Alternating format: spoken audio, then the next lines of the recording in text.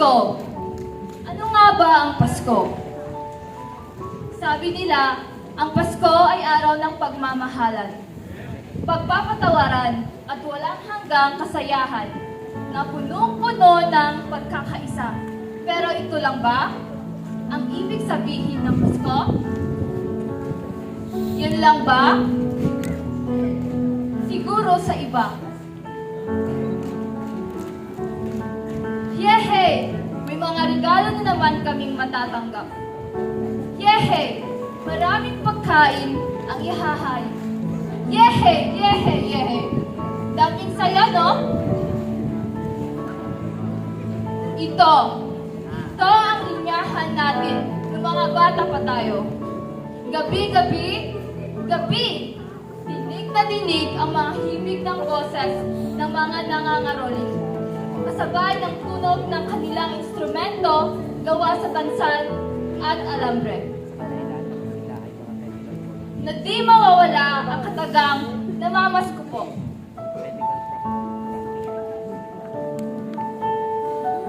Pero paano? Paano naman ngayon? Parehas pa ba? O wala na? Mga tawa natin noon, meron pa ba? Tuwa pa ba ang nasa puso natin o napipilitan na? Madami nang nagbago simula nang tumanda tayo. Mga regalo ng pera na ang kailangan. Pamilya noon, nagsama-sama, ngayon hindi na. Mga palaro noon na handang masaktan para lang makaipon ng mga premyo, ngayon ay wala na. Nakakalungkot, di ba? Isipin mo, matanda na tayo. May mga sariling buhay na kinakaharap. Minsan, nalilimutan na natin ang nais iparating ng Pasko. Sa ating sarili at sa ating mga pamilya. Dahilan sa mga makabagong teknolohiya na pumapatak sa atin. Daming nagbago, no? Be, tol, tara inom, tara gala, tara ML. Mga gawain ng ibang kabataan ngayon na nakakalimot ng halaga ng Pasko. Pasko, maikling salita, 5 letra. Pero di kaya ipahayag ng buo. Nawawala na ang layo ng Pasko. Maliit ng mga salita, pero madaming mensahe sa buhay. Na ang P, pag-ibig. Pag-ibig yan na lang. Pag-ibig, yan na lang lagi hinahanap ng pusong ligaw. Saan ka na? Saan ka na? Ang iba nagmamahalan, ikaw. Ako kaya? Meron bang nagmamahal? Lagi na lang akong naiiwan. Lagi na lang walang mahal. Pero ang Diyos andyan. Andyan lang nagmamahal sa'yo at di ka iniwan at giniwang mag-isa. Kasama mo siya.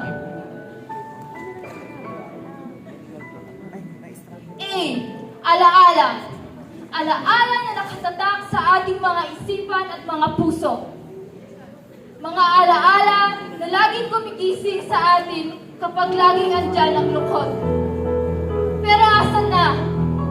Asan ka na? S. Sakripisyo. Sakripisyo na binigay niya para maligtas tayo. Kung wala siya, wala ka rin. Wala tayo. K. Kaya natin to. Kaya nga ba? Kapit lang. Ang Diyos ay hindi nag-iiwan. Tayo lang talaga ang lumalayo. Andyan na nga, pero di natin ramdamin. Ramdam at papasukin sa ating mga puso. Oh, okay kayo? Okay pa ba tayo? Okay pa ba? Yan ang tanong na paulit-ulit na naririnig sakaling okay lang talaga tayo na kahit hindi ay kinakaya natin. Pero ang Panginoon ay mabuti, tanging mabuti, na siya ang nasa tabi kahit di kita. Siya ang tunay na kaibigan. Siya lang. Buo na ang Pasko, kaso, ikaw buo ba? Ikaw buo ba ba? Ako. Tayo, buo ba ba ang Buo pa ba ang nagpapasko? Ang Pasko ay panahon na pinanganak ang kaisa-isang anak ng Diyos na nagligtas sa akin, sa'yo, tayong lahat. Hindi ba? Isipin nyo kung wala siya, meron pa ba tayo? Wala, di ba? Ang Pasko ay hindi kailangan magarbo. Hindi dapat nagiging mapagpanggap ang puso. Pasalamatan mo si Kristo. Paano? Mahalin mo ang kapwa. Ang mundo, di lang isang araw, dapat laging segundo, hanggat dumadaloy pa ang iyong dugo. Hanggat di nawawala ang pulso, patuloy kang maging tao sa salita at sa gawa kahit saan at kahit kanino.